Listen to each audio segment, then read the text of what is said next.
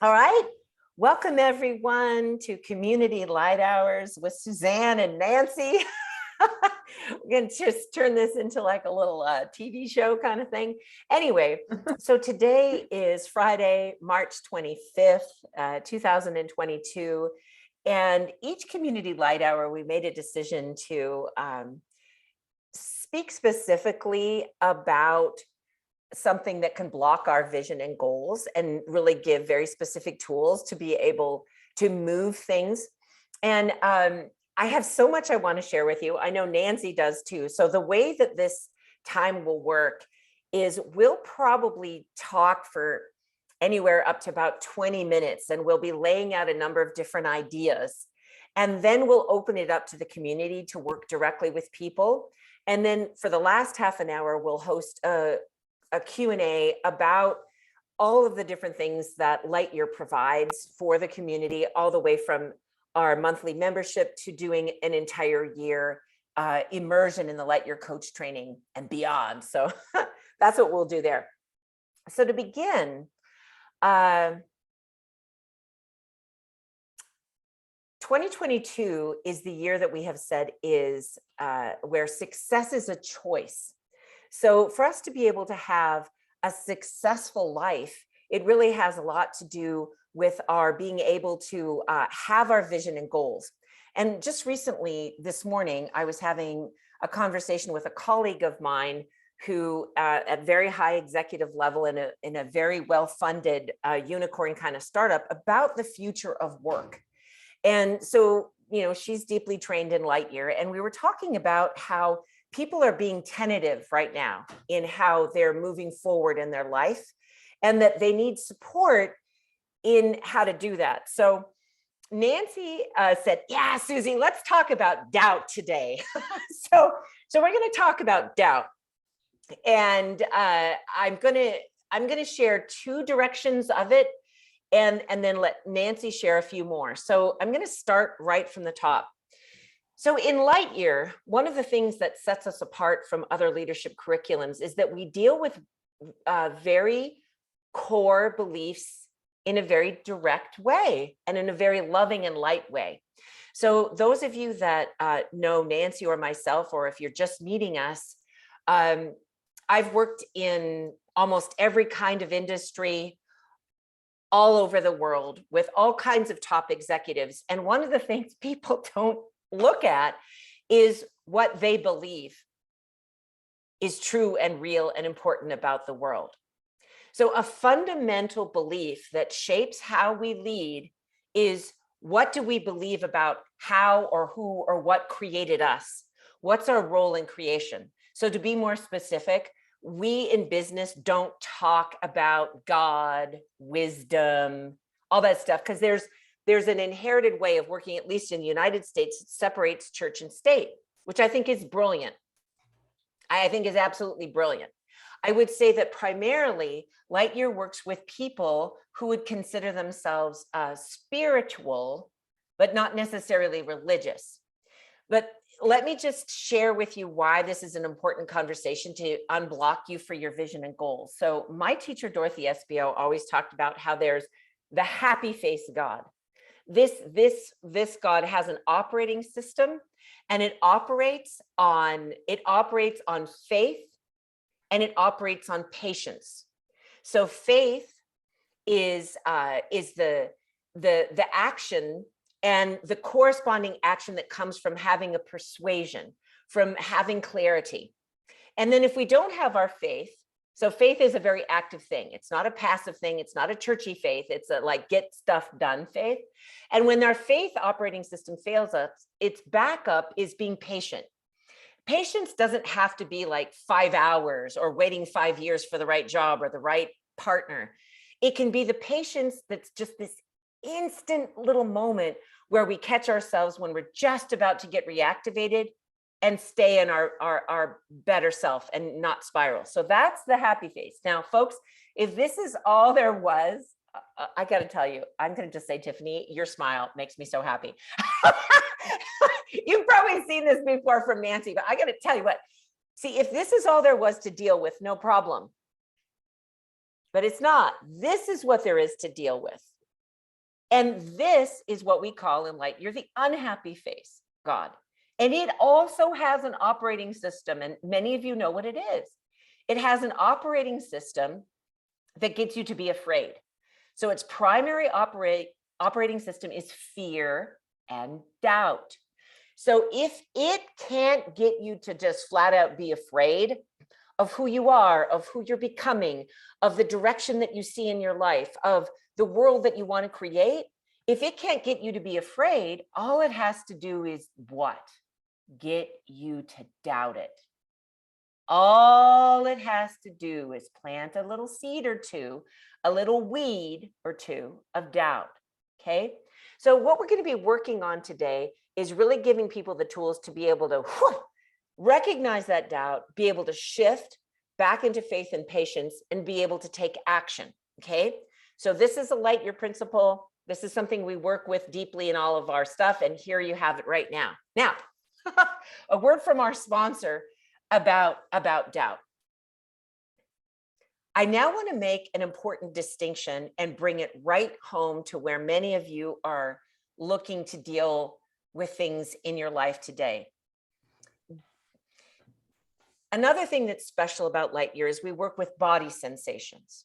So I know for myself, when I'm in doubt, when I'm doubting myself, when I'm doubting my decisions, when I'm doubting what to do, there's a curving of my shoulders, there's a caving of my heart center.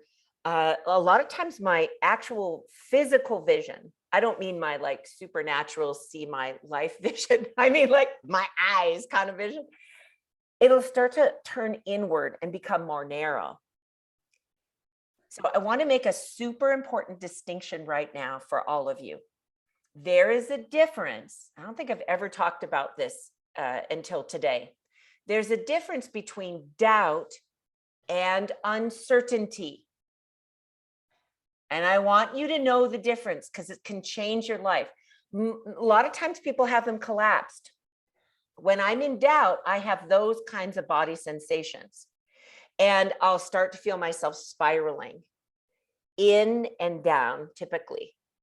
And I'll find another reason to doubt why I doubted it.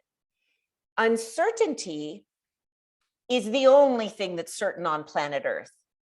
So we're best in the world at helping people have tools to navigate uncertainty. Everything about the future is uncertain. It was uncertain before COVID. So yay, uncertainty.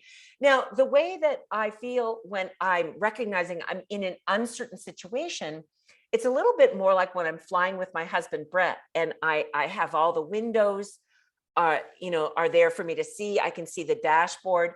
I have a heightened sense of situational awareness, like, okay, well, where is the mountain? Let me see if there's another plane. So when we're in a state of uncertainty, that's a time to get more present, get our senses open, get our body upright, and be able to enter the now so that we can hear the next correct thing to do. I want you to be able to say, wow, how cool, I am uncertain. Isn't that exciting? There's this cousin of uncertainty, and her name is possibility. And they love to hang out and they love to have sleepovers. Doubt also has a cousin that likes to hang out and have sleepovers, and it's guilt. So I want you to start to see that this energy is going to be more associated with doubt, guilt, and fear. And this one is going to have that, that faith and patience, and there will be uncertainty. Okay. And that uncertainty will take you into possibility if you allow it. And now is really the time to practice that. So anyway, that's what I wanted to say to set the stage so that we can then hear some of the things that Nancy has been discovering about doubt and how she works with it. And then we'll work with everybody all together. Well, it's such a perfect transition. So as we just wrapped up a program here at Big called Transform, and we sourced it from our core values at the studio. And the first value that we dove into as a community was possibility. So one of the first things I did was look up possibility in the dictionary. And one of the synonyms, like a synonym for possibility means same thing, is uncertainty. And like you can't have possibility without uncertainty.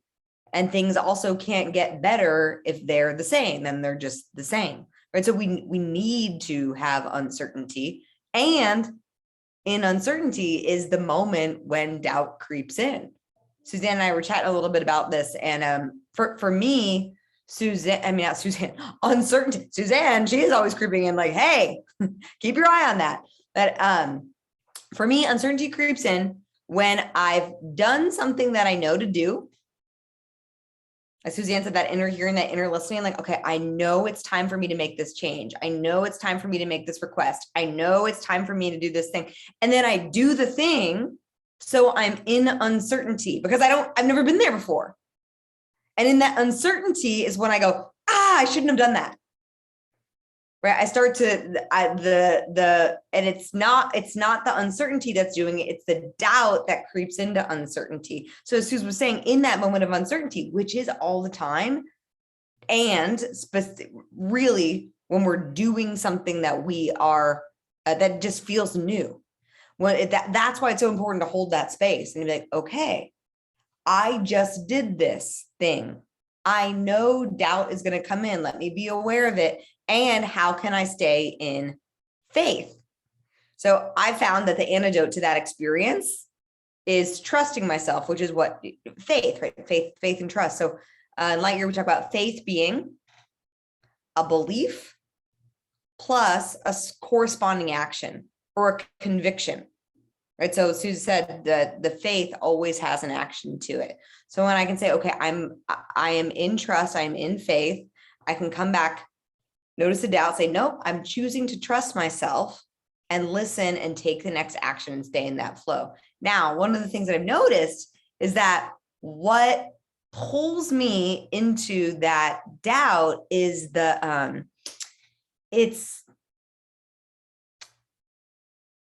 it's in my relationship with uncertainty. It's I want to be attached to an outcome. So faith, while it is saying, okay, I have a belief, I have a conviction, it's not guaranteeing an outcome. Right? And that's the same with trust. Like I think, oh, I trust myself. So trusting myself has nothing to do with if I take an action, I make a change. Right. So the example, I'm just gonna like one where I've failed or when things have changed. So I recently closed one of our studios here in Houston. And just because we closed the studio doesn't mean that we should never have opened it. So because that can have me go back and be like, oh man, I shouldn't have done that. No, it's like, oh no, I opened it. It created what it created, and then we closed it. Right. So trust has nothing to do, and faith has nothing to do with saying everything's going to turn out exactly as I want. Right? What's core at Lightyear that helps us have faith and to stay in action is non-attachment. That's the only way that we can remain aware in the middle of an uncertain, or we can just call it new experience. So non-attachment doesn't mean like, oh, I just don't care either. Right. So it's finding that balance of not like, oh, I don't care, or it has to happen. It is, I care very deeply about this thing. And I'm going to be okay either way. Right? I have a very strong preference. Like it was my strong preference that we keep the Memorial Studio open. And we didn't. And I'm okay. It is my strong preference that Big continues to recover after these past couple of years. I'm going to keep being in faith and being in action. I'm not going to waste time in doubt. And I know I'm going to be okay either way. And if I spend any time in doubt, I'm just not going to be able to hear what to do and see what to do that has me contribute now in ways that I don't even know will impact the future, whether we end up staying open forever or not, which we will. That's what I have faith in, and we might not, right? Like that's just the way it is. When my daughter was in the NICU, it was my very, very, very strong preference that she made it. And every day I had to be like, okay, and I'm going to be okay either way. That was the only thing that would allow me to be there and be present enough to love her, ask her what was needed, be the space. So there's this wholeness that we can exist in and create the environment of when we choose to be in faith and patience rather than fear and doubt. So those are the two things. And the first, I can just go back, kind of bullet point the two things. The first is doubt creeps in that moment where I'm in something new and I'm attached to an outcome. Right. And then that the faith and patience are the restoration, but they're just something totally different than being attached to an outcome.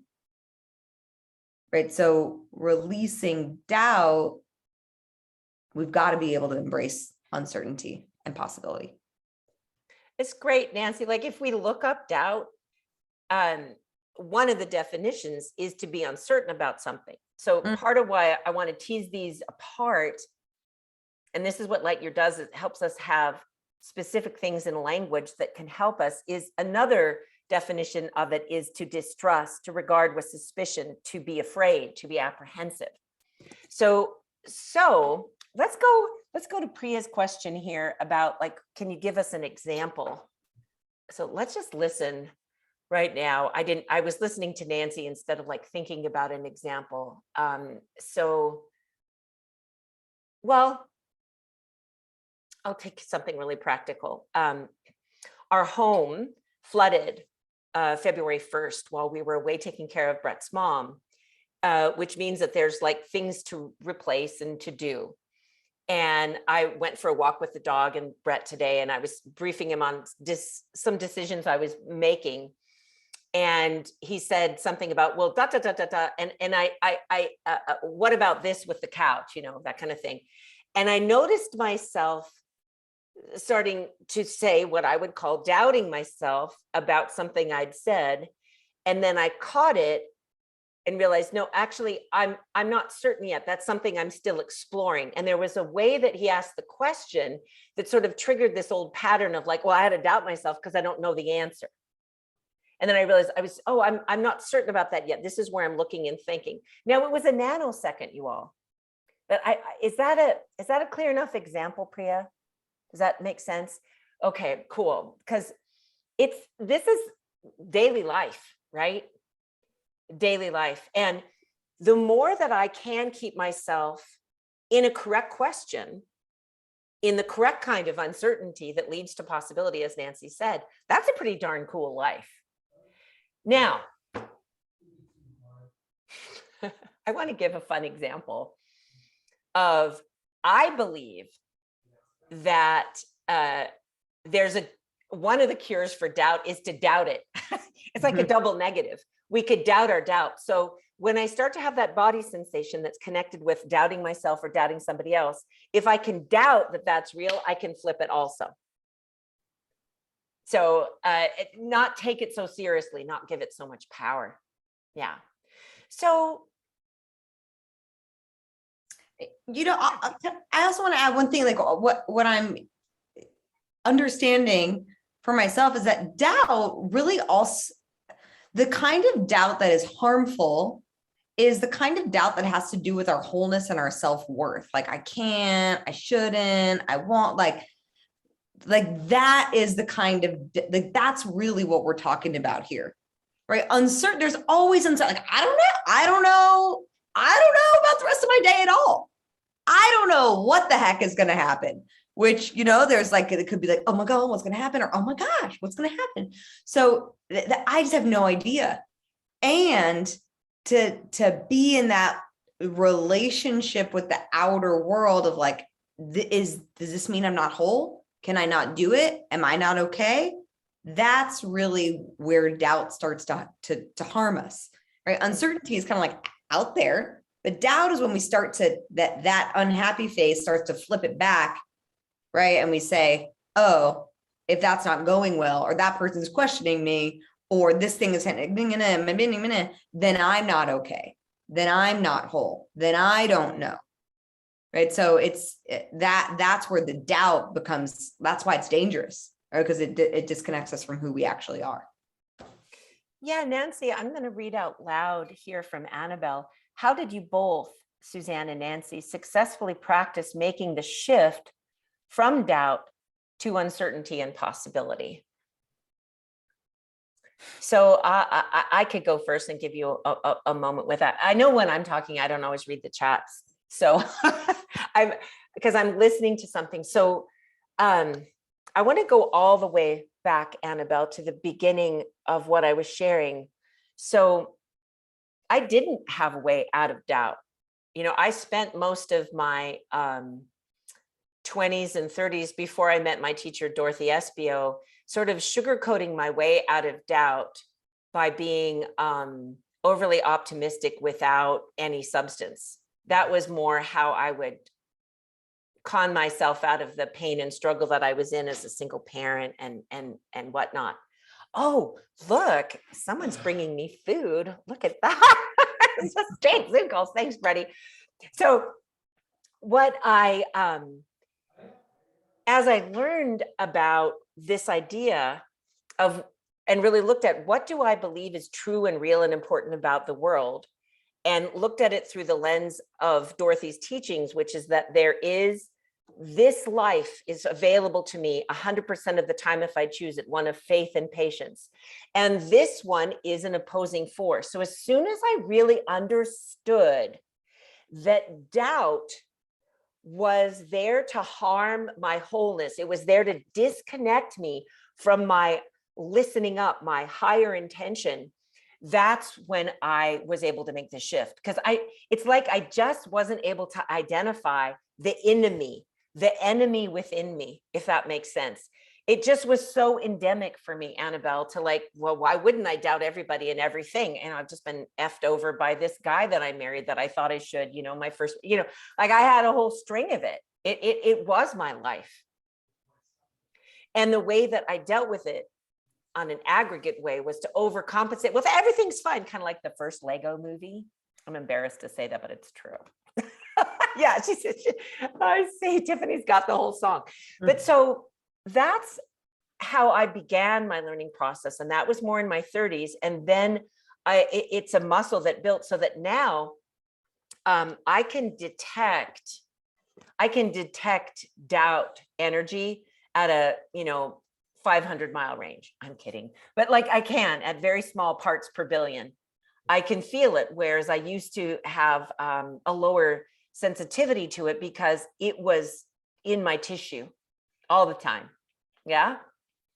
Hope that feels practical. What about you, Nance? What do you see on that question?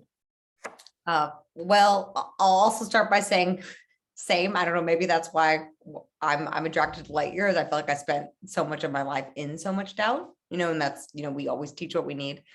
But yeah, through Lightyear, I've learned that happiness and contribution are my spiritual responsibility. So I'm just like, dang, that's just, it's kind of like once I just discovered that there is no turning back, right? It's like, that's my responsibility. So the way I shift is through what Suze mentioned earlier, is understanding what it feels like in my body to be in doubt. And yoga is a lot about our relationship to death, right? The end of, our relationship to death and eternal life. And so it's Lightyear. And I reflect on that often. And Lightyear is about legacy. What's the legacy that we're leaving right now, and how will we be remembered later today? How will we be remembered tomorrow? And how will we be remembered at the end of our lives? And I know the way that I want to impact people, and I know the way that I want to feel at the end of my life. So when I doubt myself, I keep going back in my mind as we're having this conversation, and viscerally and with the mental picture of going back to the months that I spent in the NICU with my daughter, because I would experience in that big uncertainty and heartbreak, I would experience doubt would creep in quite often. And in that experience of doubt in my body, it just felt horrible. Yeah. Right. It just felt horrible. And I knew who I wanted to be, and I couldn't be that if I entertained if I hung out with this guy. So to make the choice, I mean, one of the things that's really cool that I've discovered with our bodies is that when I change my body, I change my mind. Right. And when I change my mind, I change my body. So my body saying, well, let me soften my jaw. Let me right here, right now, as I'm entertaining these doubtful and fearful thoughts, how can I instead choose to embody love so my daughter can feel that? So the doctor who walks in the room can feel that. And most importantly, so I can feel that. And if I died in 10 minutes, I could say, wow, at least I was present and loving with my daughter 10 minutes ago. So through remembering it's my responsibility and remembering the legacy that I want to leave, and then using the wisdom of my body to help me see and experience when I need to make that change, and then actually making the change. But that's what's so cool.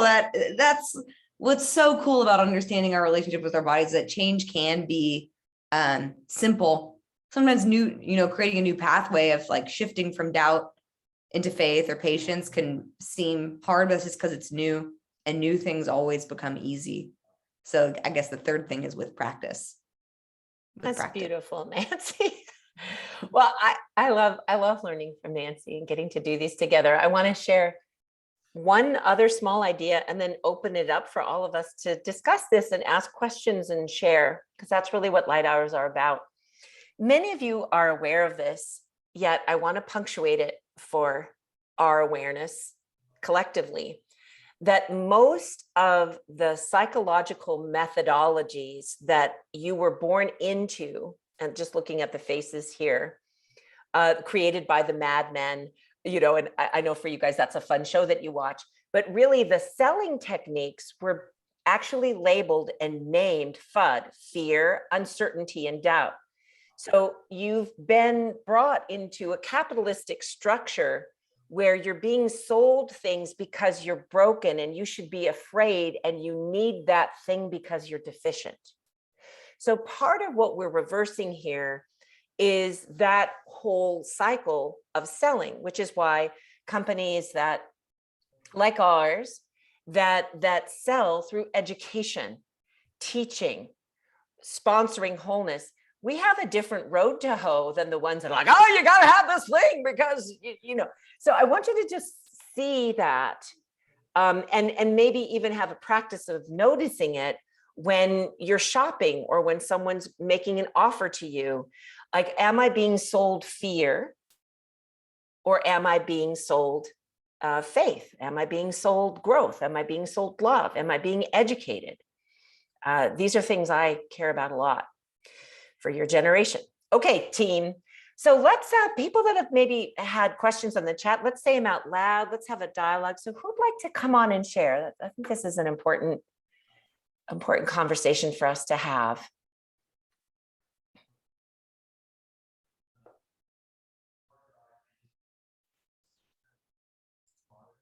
Albina, hi. Hi, yes, I'm happy to share. It's interesting how everything always works out in the most miraculous way.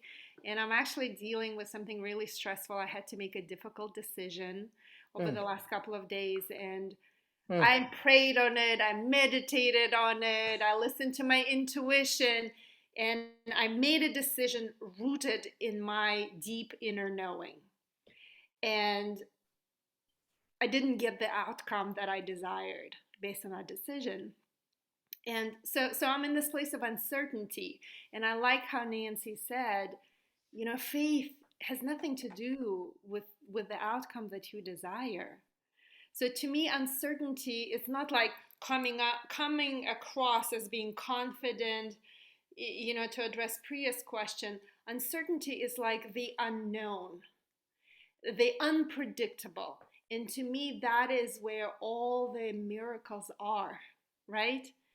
And somehow, when I trust myself and I trust the unknown or uncertain, somehow the miracle ends up coming anyway.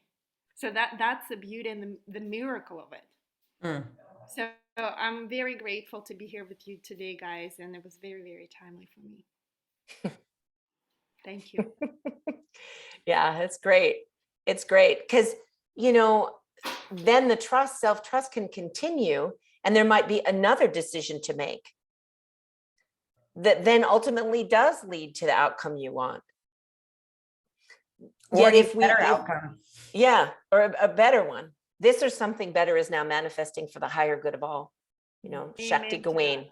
Yeah, the OGs. Yeah. So what else about doubt, especially as it relates to our vision and goals? I know a lot of times doubt can enter because we want to know how it's going to happen. I'll just share. I was working with Casey and I were working with a company a couple weeks back, and mostly guys, wonderful guys, pretty technical, and of course it's vision has to come from what we already know how to do. I'm like, no, it's got to come from this other place, and then working backwards through the uncertainty of the how, yet with the certainty of the picture. And then we start to see the how. But you can see that doubt wants to creep in all through that timeline and make it much more difficult to manifest. So, okay. So, yeah, please. Okay. Hi. Hi. I'm still new to do the Lightyear Zoom, so I'm figuring out. Perfect. Hey, Brittany. Hi. Okay, around this topic of doubt, the timing's just so beautiful for me. So something that is really present in my life right now, and I care a lot about, is being health conscious. And I find it interesting, especially around there's so much fear around this topic. And my background's, again, in the medical field, and then being health conscious, even working in a wellness center, there's this fine line, I feel like, even with what people are sold or how they're sold something. So I'm bringing this up, for example, because something I've learned about recently are the effects of radiation and 5G. And that's something that I'm very passionate about, protecting people's energy. I'm someone that's hypersensitive and have sensitivities to electromagnetic frequencies. And I think it's an important thing to educate people on. And at the same time, it's funny though, when I think about, because I'm considering working for a biotech company right now. And in this space, I don't want to sell people fear. That's not what I'm about, right? Coming from a place of wholeness and self-worth, and standing on the ground of that we are not deficient in anything, but there are real harmful things that are happening in our worlds, and people need to be educated about certain topics. And so I'm excited to be here at Lightyear because I want to navigate this, especially as I want to step into more of a sales role and marketing myself around building health consciousness in general. And I don't even know if my question is really around that, but it's like, okay, I'm aware of this thing that is really big, right? Like radiation is a really big deal. And especially how that affects people that are sensitive to energies, that maybe have a genetic predisposition, have certain things in their life that can cause them more effects with that.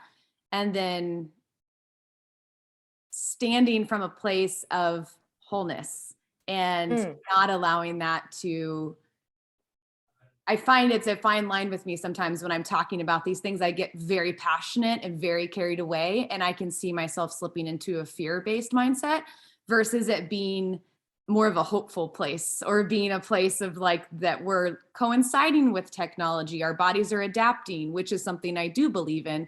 And we just have to find a place where we're working together and collaborating with everything else we're being inundated with.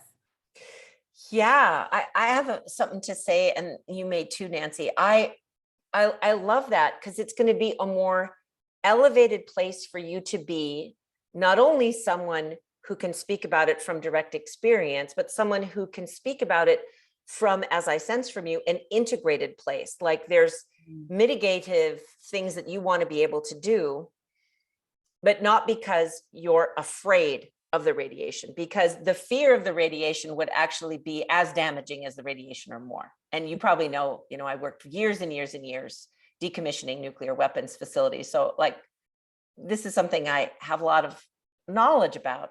Mm-hmm. And I feel that the field of understanding our body, using the innate intelligence of the body, we all essentially are energy workers. The more we can educate people to listen to their body and understand the world around them, that is, health work. And it'll just be something that we'll say to you, Brittany, we don't ever want you to throw your passion out with the bathwater. Your passion will educate more people than our fear ever will. There's a company that Brett invested in LA called Lambs, and they make clothing that protects people from radiation. And we talked with them about shifting actually their marketing from like, oh, stop, to like so I think it's an interesting field, and you're in the right place, and go you. Thank you. Yeah. Thank you. Yeah. And yeah. Okay. I'm excited to apply these concepts as I'm doing more education with people and coming from that in that space. And because it is, our thoughts become things. So it's like maintaining that space of like how you feel and how you think about it matters more than the actual product itself, or matters more than, it does matter. It's a bit of both. It's like the product still matters, and having things around you that are contributing to your well-being and the body are important. And at the same time, it's not everything. Like the thoughts and the emotions are still at the core of the importance of it. Thank you. Nan, shall I take the question from Priya, or did you want to share anything? Okay. No, that's great. Come on, Priya. Hi everybody. This is a really fascinating discussion. I really find the distinction between fear and doubt and uncertainty to be very profound and kind of a mind shift, because I've been trying to allow myself to be in places of uncertainty without judging it. And it's so uncomfortable for me, because I'm so much more comfortable having a decision made and being able to move forward. And recently I've been really struggling with trying to decide whether I want to apply for a new role. And I did it, even though I was really doubting, not myself, but I was doubting whether it was the right move for my team, because I'm really committed to the people that I'm working with right now. And if I apply for a new role, then I'm taking myself away from them and I have to go do something else. So I did a lot of spinning around that. I called myself the master waffler, because I was waffling back in public, in front of other people, in front of men, most specifically in my company. And I often find that being able to share doubt, or actually uncertainty in this kind of this is my comment, in the engineering industry I'm in right now, is not very much welcomed.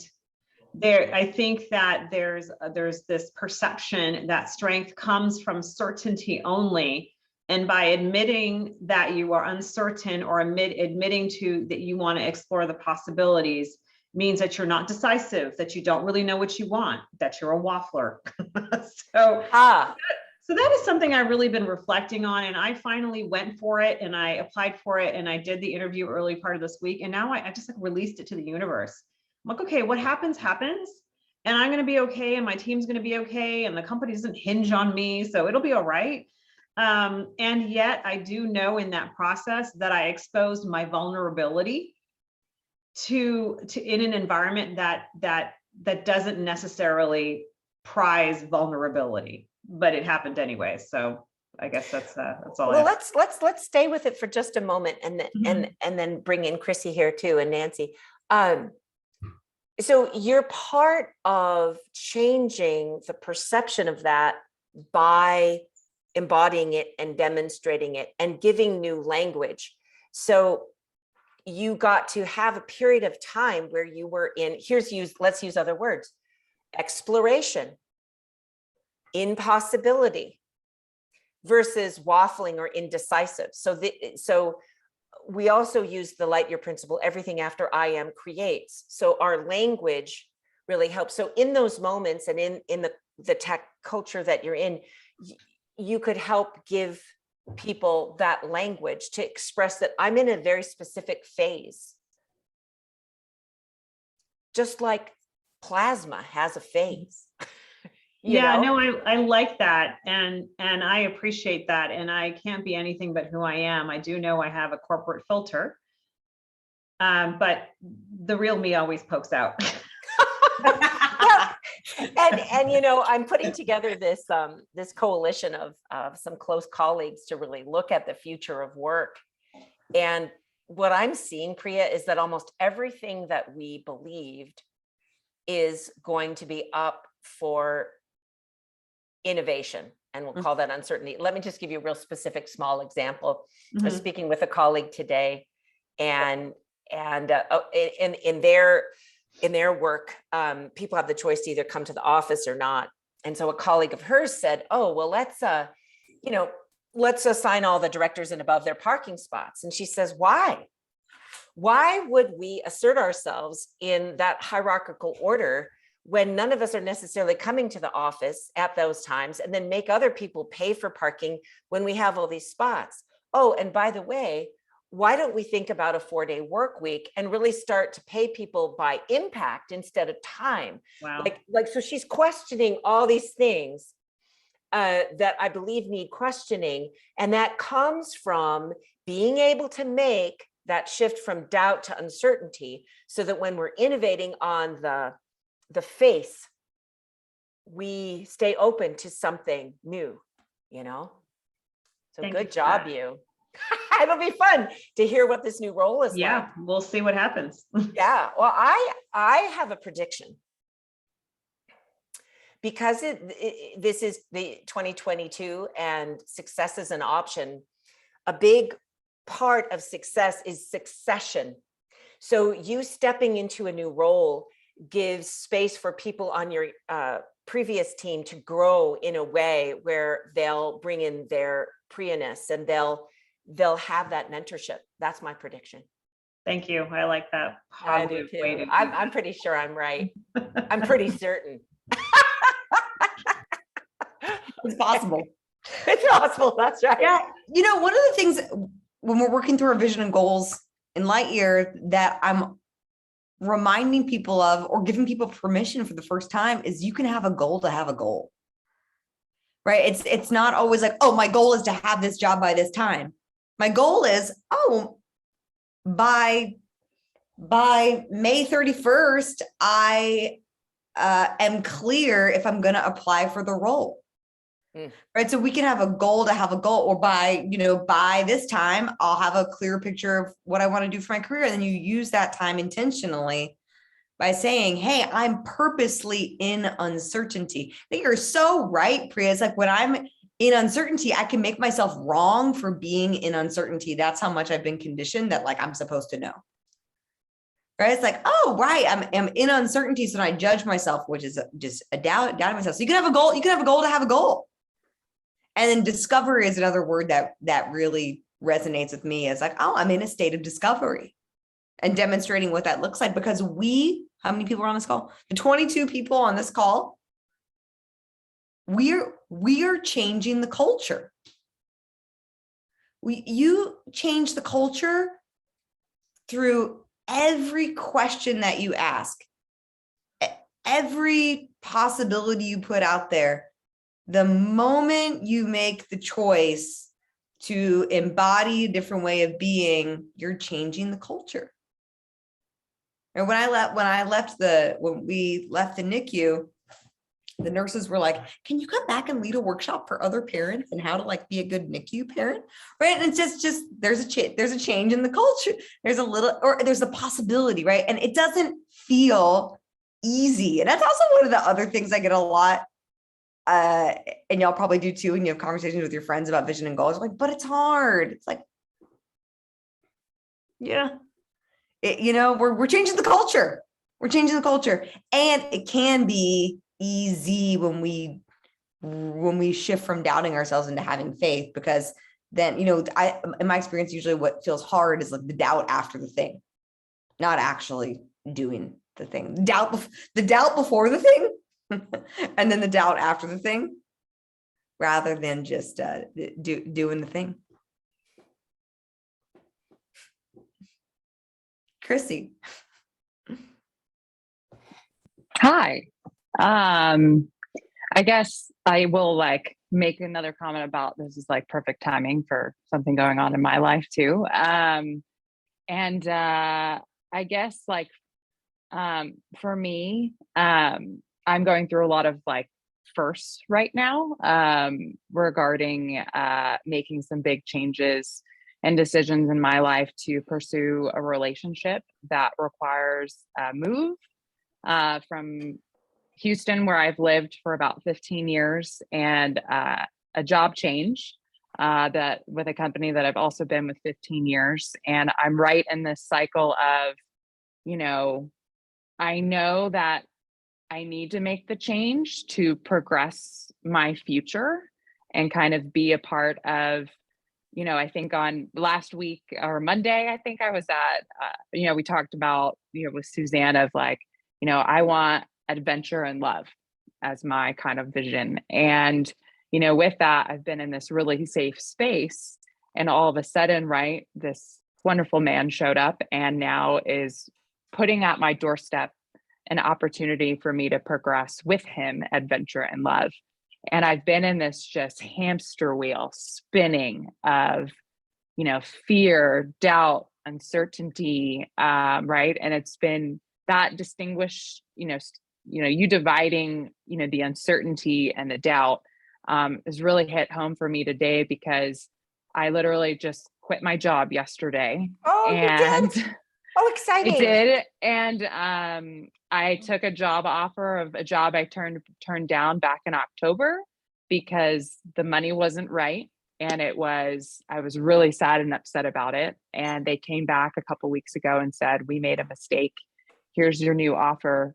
And I was like, the universe is literally putting something at my feet. And how often does this come around that you get a second chance with that? And so, you know, I making the decision, you know, the anticipation up to it was like the hardest part, to actually make the decision, follow through with it. And now I'm in this space of uncertainty of, okay, what do I do next? Like, you know, what are the next couple of weeks going to look like? How do I transition up to Denver?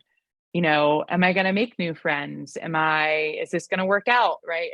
In my relationship, because I'm literally just flipping my life upside down. Yes, to lead, you know, it was my choice to do that, but there's another individual involved where I'm really attached to, you know, that outcome that I want of everything to work out, you know, but I guess I'm having a lot of trouble on, you know, accepting if, you know, things don't go the direction that I want, you know, that I can be okay with it. And then also kind of getting that doubt out of my mind to focus on, right, my legacy vision and keep driving towards what I want.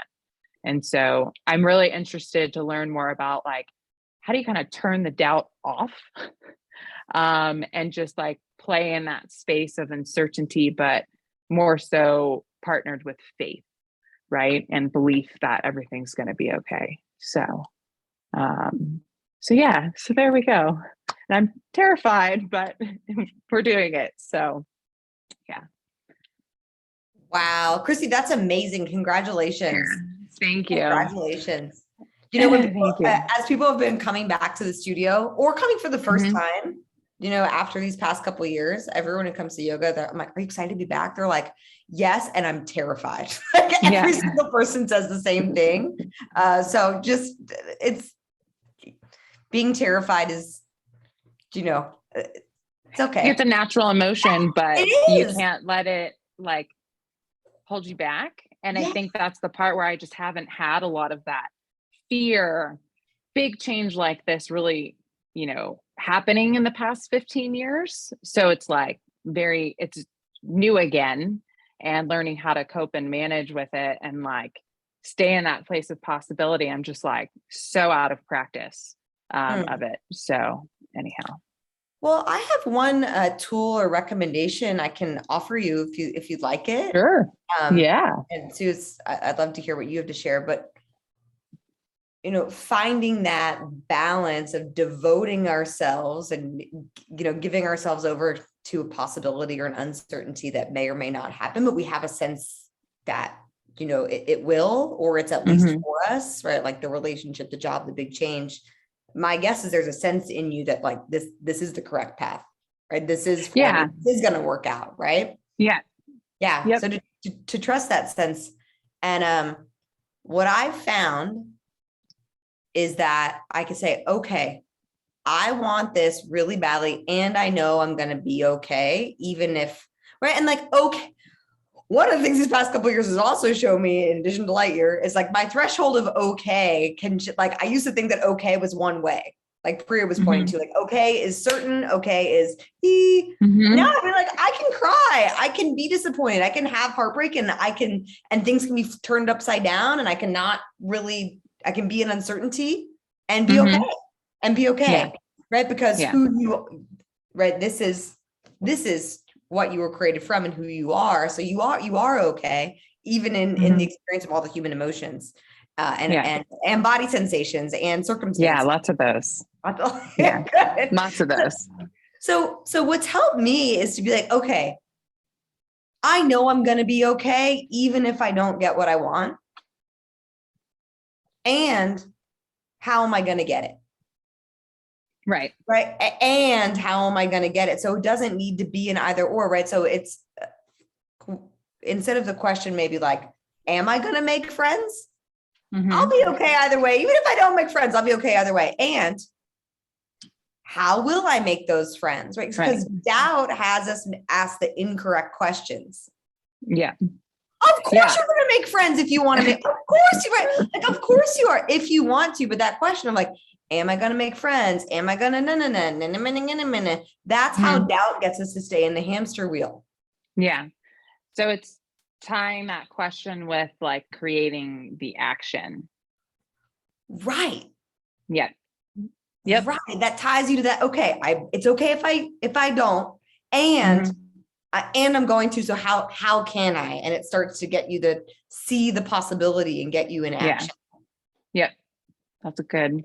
I'm a big action person, make a plan. So I've kind of been doing it in increments over the past, 4-6 months, but I was like, time to make a decision. And okay, we made the decision. Let's get on to the next piece of the plan, right? That next stage of the transition, and realize that with transition, there can be uncertainty because this is all new and you may be anxious, nervous, scared, but it's one thing off of the plan to keep you going at a time, and eventually you'll get to the other side. That's what I'm trying to focus on. So so there's my story. Thank you for the tip. Good job.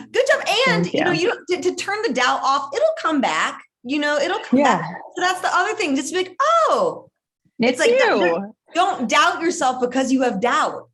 Yeah. And I think it's like, I'm recognizing like, I have moments where, I'm like, okay, this is for me to move forward. It's going to be uncomfortable. It's all new. But that doesn't mean, right, you automatically go to, making the wrong decision. This is the decision I've made because it aligns with my beliefs, possibility, integrity, and that overarching like adventure and love for me. And that's the choice that I made at this point in time in my life to pursue that. And it's just a decision. So I'm trying to stay away from right decision and wrong decision, because then it gets me in the hamster wheel spinning. So yeah. And whether it was the right decision or the wrong decision, it was the correct decision for you. That's where we are. So because I go back to, if I didn't take this leap and make this decision, right? For me, a big thing I go back to is I would regret it if I didn't try. And that to me is the driving force behind why I make certain decisions, right? Because it's like, I don't want to ponder when I'm 80 years old about, you know, oh, I had all these things in front of me and I didn't take that chance, knowing that all the other chances I've taken have worked out. And this one, right, was one I didn't take that could have produced so much, you know, love, adventure, happiness, out of it. And so that's something that I always go back to. I think about, you know, my grandparents and their life and how full it was. So, yeah. Okay. Good job, Chrissy. Thank you so much. Guys. Yeah. Thank you. Yeah. I was like practically using up all my reactions there, Chrissy. You know, got the congratulations, the heart. Before we transition, I just would like to ask, is about 7 minutes earlier, is the part that you feel uncertain about a tiny bit is the, how do I want to ask this? You just can, I'm going to say an old fashioned thing that I feel ought to be something that'll really help your all's generation. You're likely to get married to this man. And when people marry, so don't think about it from the church place or the legal place, if that makes any of you go crazy. And I know I've probably reactivated 4 people in this Zoom room already, but I'm just going to say, when you make a vow, it puts a certain kind of protection on it that's like what Priya talked about, except on a whole nother level. Like once she made the decision and then she was all in, then this other part can release and get taken care of. So I just want you to know that that's how that works. And that's why it's that way. When I say I do, it changes who I am. And that is my protection from doubt. And I can say, because every day, the health and happiness of the marriage is uncertain until I say, it's going to go this way. I'm going to be causing the matter. This is going to be happy until the day that I say I don't, because I've done both. You know, I have divorced and I've married, and I know the difference, and I'll be celebrating 30 years now. I just want to say that to you in case I don't get to. Who knows? It could be this weekend. All right. Thank you. Wonderful. Yeah, right? Wonderful. Wonderful. Because it's a protection to be inside one's own trusting decision of self. Yeah. Yeah. And working through that part. Yeah. Still a little bit more of that trust. So yeah, there won't be anything to work through. One day you'll leap. Yeah. Yep. And then you'll just do it. Yeah. Yeah. See Jen's almost face. there. Yeah, Jen, I saw almost your there. hand up. Did you want to come on? I did. Yeah, come on. And what I heard to say that I'm hearing from myself, and I heard myself say it, that was really important to hear myself say. So I'll say it for you too, if you're tracking me, is the more times I sit in uncertainty and take a step forward in faith, I grow my faith muscle in myself. And that's what I heard. I was like, oh, I've had a shift in my faith in myself over the past 2 to 3 to 5 years. Like one of the reasons doubt was such a big player in my life is that I had so little faith in myself. And when I have stepped forward in uncertainty and gotten that ability to see that I'm okay, whether it works out or it doesn't work out, I've grown that faith muscle, and then it just works as a wheel. Yep.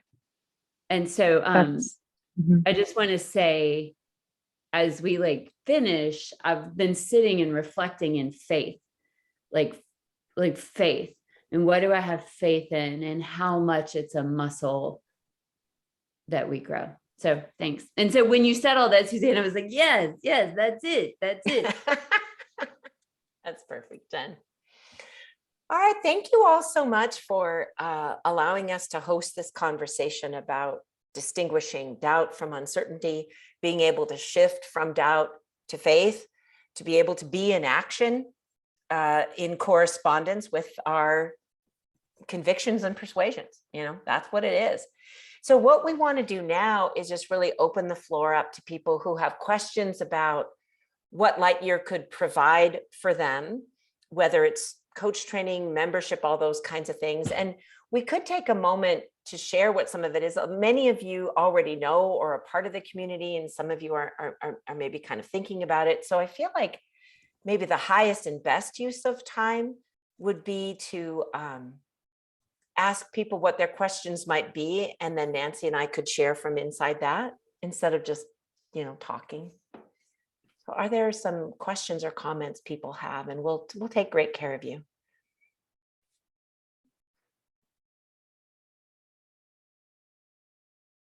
Yeah, Priya, hi. Hi again. Okay, Hey. so I will say that I don't know very much about Lightyear. I'm always open to having really phenomenal conversations with Nancy and the team, because we've done that over, the last couple of years, and I've very much enjoyed it. And so maybe you can just kind of start at the top. What really is Lightyear, and what are the types of engagement that are available? Sure. And I feel like I might have met you when Hunter and I were doing big yoga at home, like when COVID first started. I don't know, maybe in a breakout room. I feel like, yeah, I feel like, okay. So Lightyear is a technological platform that is similar to LinkedIn, except instead of who you've been, it's about who you're becoming. So a person has the opportunity to either take a self-led simple course called Power My Future, which helps them build their vision and goals, all the way to doing a personal legacy course with someone like Nancy or other Lightyear certified coaches, or to do the immersion that Nancy and I are beginning April 20th. So it's a technological platform that Hunter, my daughter, is the product lead for. We work currently with a team of engineers over the last 3 years in Brazil, and it's designed so that people can write their vision and goals and find other people to support them in their vision and goals. And so at a member level, which is $15 a month, you have an ad-free environment where you can take goal coaching hours as part of your membership. So one of us would come on and talk about a specific arena, like Hunter is going to lead a session on spring vision. Jen just recently did one about how to uncover your con job, like where you're sabotaging yourself. And then we also have things like Lighthours, which Chrissy was mentioning on Monday. I lead Lighthours every Monday to set the tone for the week, all the way to having a year-long program where people can certify to become Lightyear coaches, where they take people through personal legacy. And many of our participants that do that program do not necessarily become coaches, but I can imagine in your world working in an engineering or technology field, a lot of what you're doing is coaching people, like we aren't necessarily saying, oh, I'm a coach, I'm going to tell you, but it's more like helping people find their potential, find resolution and that kind of thing. So that's what it is. And I didn't just make it up out of nowhere. So I've been doing this kind of work for 30 years in a number of different industries. So another way to talk about Lightyear is that it's a way to have, well, what we're working to do is democratize world-class development. I'm very, very good at what I do. And I'm developing and training people that are fantastic and actually better than me. And Nancy's evidence of that, all kinds of people. And that's why there's a platform. I want you all to know each other. Yeah. How'd I do? I'm not so good at all that stuff, but I won't doubt myself. I'll just keep learning. That was a great answer. You did great. Yeah, you did great. Yeah, Sue's created, it used to be called I Goal You, that got a long time ago. And so it began as a body of work. And then Susanne, in her genius, created this incredible virtual platform that can house it all, and the community, because it is the global community of people who have been recipients of this work and leaders of this work. And now there's this amazing community where we get to come together and create, like, it's a lot. It's like this, right? It's kind of like what we did in Big Life Conversations, and you have a community to have worthwhile conversations with whether, and it's got like a right, Lightyear.co also has a news feed. So you can update there about who you're becoming and vision and goals updates, as well as being live with folks here. And it's incredible. Let me show you something kind of sweet that so there's several companies that implement with us to support engagement with their teams, and this is one of my colleagues I've worked with for years, so I'm just going to take you on to Lightyear. So here's my friend Craig. So you can see here's his profile. He has his vision statement, he has his legacy statement, and I was just writing to him because look at this goal he has. So by January 1st, 2025, my entire kitchen has plates, cups, etc., all made by myself. Pottery. So I was reading that, but so I just love it. He runs this whole big operation. But if we go to the dashboard, you can see that this is where someone would come onto Lighthours. Right now we're on community Lighthours. Jen has posted about some of the work that she's doing. Nancy shared her vision board. I don't want to make anybody seasick. Maria Kugler had a question about connecting people that might be in Portugal. So it's also really awesome because it shows me what courses I'm leading. So for instance, I'll be in Houston co-leading a beautiful body of work trained by my teacher called the Gems of Excellence 1. This is the landing stage of the coach training that I'm doing now with the coaches that are just about to graduate. So it's a very robust experience, and it's designed so that anyone that's there could have their goals be private if they want to, but it's really designed to share them so that I can know, what people are up to. And I often ask people, what do you want to be supported in? And so we have like a wonderful mother-daughter team here, Chelsea and Chris. I don't know if you got to see them holding Chelsea's twins, but they're both Lightyear certified coaches, and they bring that work into different parts of the world. And it's just a wonderful thing. Yeah. Thank you for explaining that. Yeah. So Ryan's got a question. Yeah. Could you say what it is, Nancy? I'm scrolling. Sure. Yeah. Ryan said the length of the training courses. He said, I have a feeling they may be different depending on what level 1 starts, but just an idea would be great of the length of the training courses. Okay. You want to talk about how it's all modular then, Nancy? Sure. So that's correct, Ryan. There's many different things you can jump into throughout the year on Lightyear, all of different levels of intensity and an amount. And right now, what we're moving into is a whole year of Lightyear Coach Training. And what we've done intentionally this year is divided into modules so that each of us can custom build the experience that we want to have, whether we want to jump fully to the whole year or we want to do bits and pieces of it. And what we're starting with is an immersion. So it's the first ever immersion that we're doing, where Susanne and I are co-leading Lightyear Level 1 and Lightyear Level 2. Right. So Lightyear Level 1 is typically a 5-session series. And sometimes it's, it goes over the course of a few more weeks, but it's 5-session series.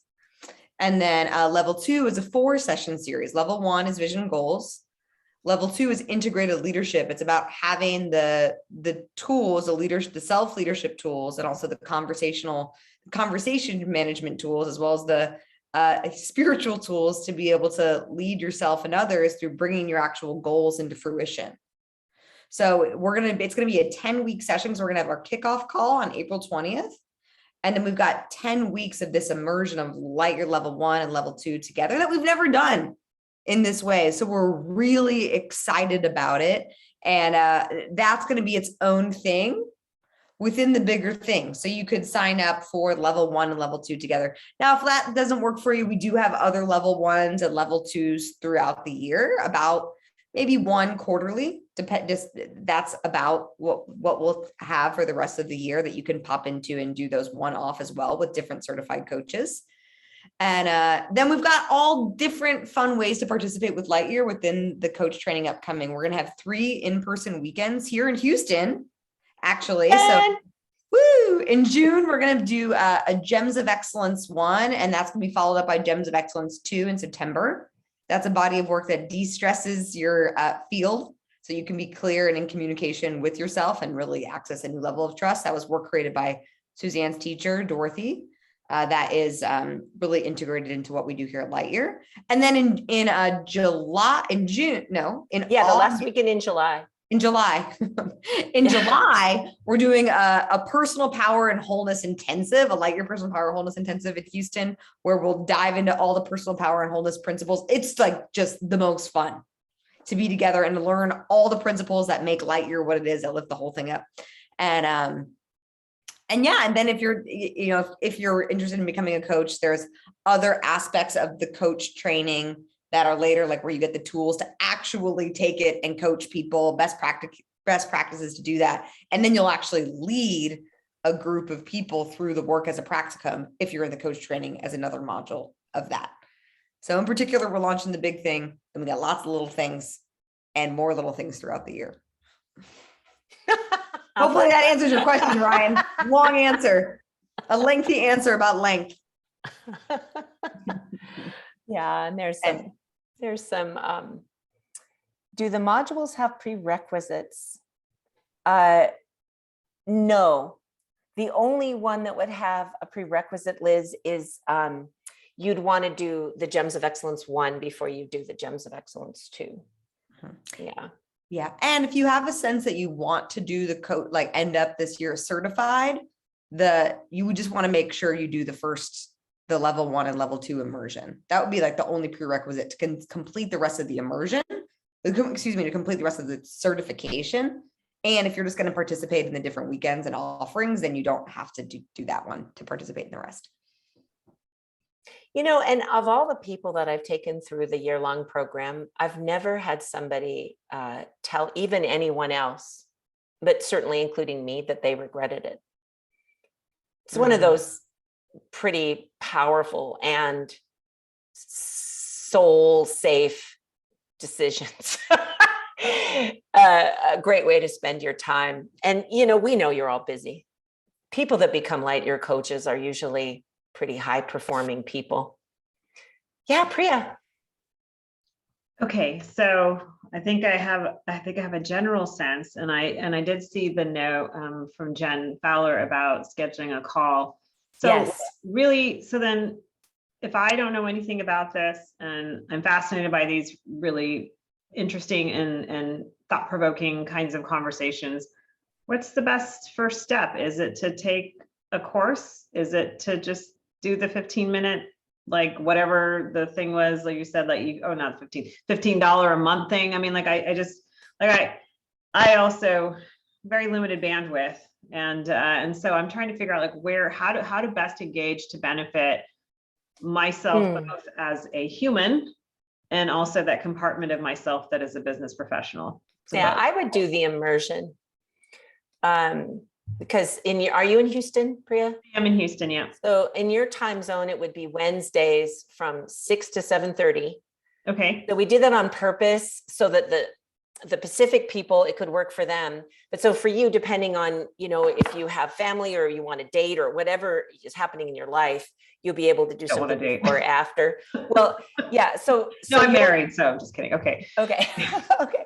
So I would do the immersion because then you'll just get like you'll just get the whole, and then if you decide you want to do coach training, it's all available to you. If for any reason you want to do the whole thing, you'd save some money. So if money is a concern, do the whole thing. But like the reason I say do the immersion versus simply become a member first is you feel like, to me, you're a person who's in rapid accelerated evolution. It's probably fair. Yeah. I guess it's better than being really slow and going backwards. Well, and for me, I know as a professional and as a professional woman, I love me a good structure that's designed for success. So I've taken everything that I know that works and put it into this, including having the resiliency of Nancy and I leading together. So you hear two voices. Everything is recorded. So if you miss part of it, it's there. Like it's all held and it's highly interactive. and you'll meet really cool people and know them deeply. Membership is wonderful, but it takes a lot more from you, honestly. Right. You have to be proactive. And Whereas we are there to make sure you are delivered to higher place. Sometimes I'm like that. I just want someone like, take me there. I'm not saying there won't be some homework for you, but really, yeah, that's my.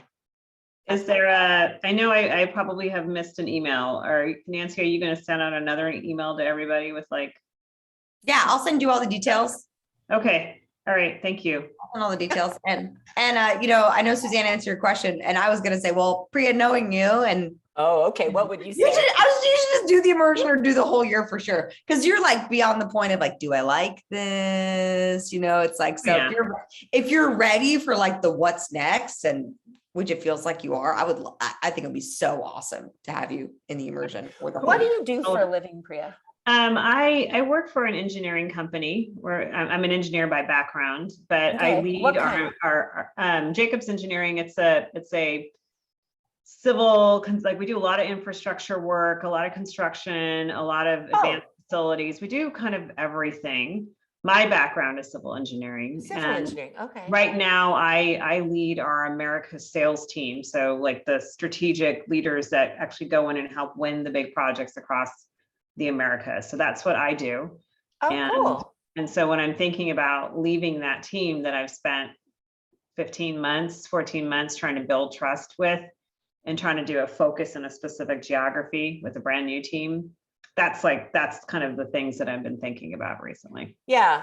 And the Lightyear community could hold you as you go do that. Yeah, Now, it's just gonna be a big interesting. Like, transition. Mhm. have you ever met Carly Ratzlaff? No. So she's just graduating from Lightyear Coach Training, and she's also in the construction field. And she was just talking with me about, I was helping her co-design a talk that she's going to apply to give at the National Construction Convention in Las Vegas this cool. fall. So part of what Nancy and I and the team does is help you meet other people that you might not necessarily meet until we totally have the search engine figured out. But like, I could just sort of listen to who you are and go, oh yeah, you might want to talk to Carly about stuff. And she lives up in Canada, so she's in a different country even. Cool. She's also she's in marketing on construction side. Yeah, it's an interesting part of the industry for sure. Yeah. And she's working in a company where there's many more women than typical for her industry. And so anyway, yeah. Lots of cool things to think about. So I'll look for Nancy's email. Yeah. And Marielle is here too. And Marielle has worked in construction. She's worked in construction in Mozambique, and she's gone through Lightyear Coach Training as well. She's there with her photo in the nice Citroen. And you may have met, because she's lived in Houston for some time. I think she's in Dallas now. Yeah, I She's cool. don't think I've met Marielle.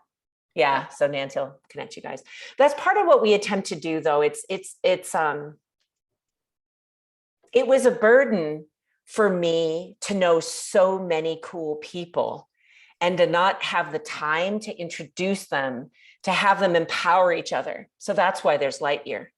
And it was a burden for me, back to you, Chrissy, to have friends that I loved, but that complained and didn't have fulfilled lives. So I made them do Lightyear.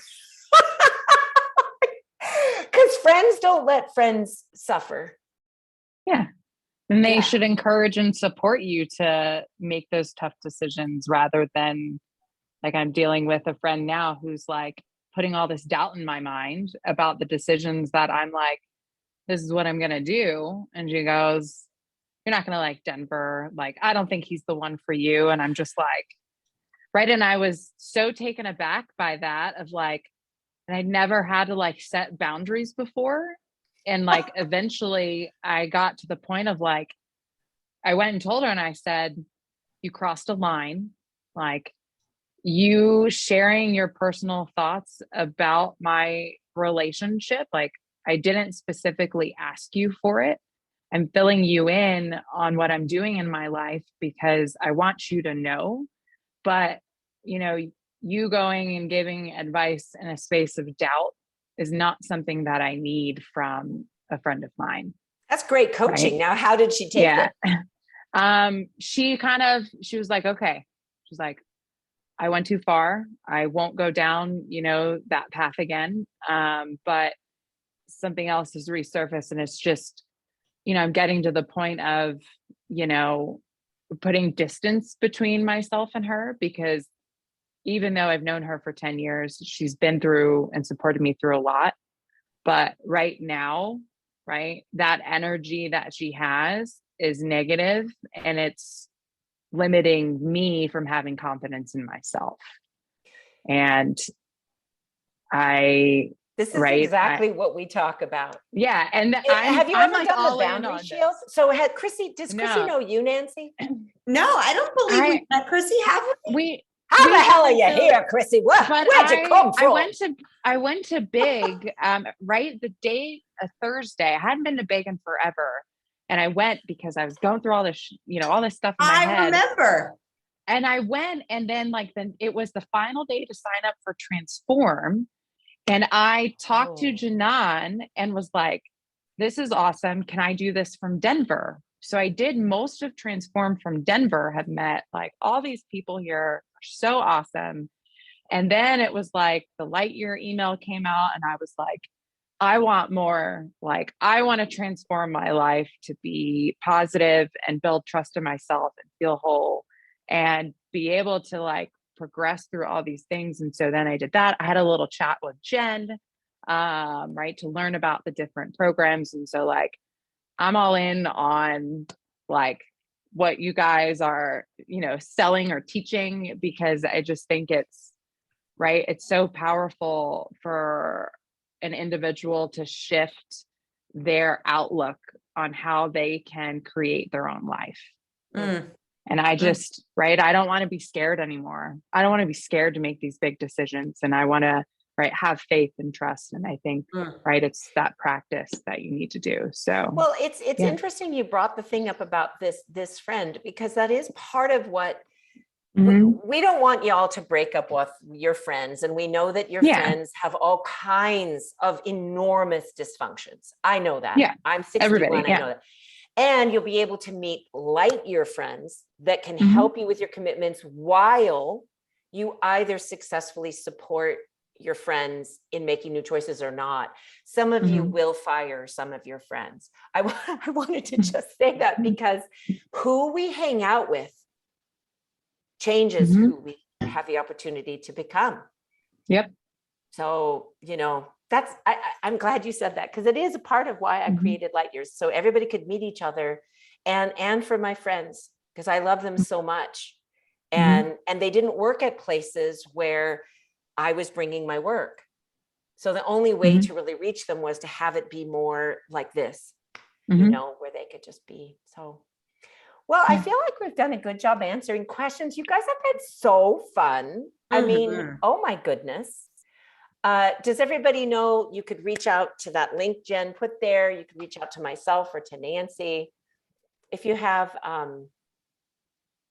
any questions and you want to become more certain about what you want to do, reach out to one of us, and have a successful weekend. Have fun. Have fun. Yeah. Join us for Lighthours on Monday.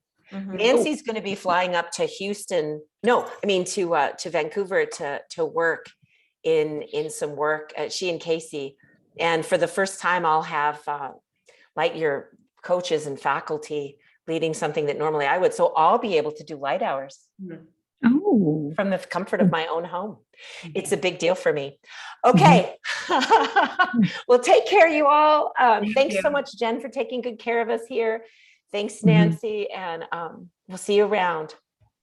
Thank you. Okay, Thanks, take care. everyone. Bye. Bye. Thanks, Chrissy. Thanks, Tiffany. Thanks, Molly. Bye. Bye, Rebecca.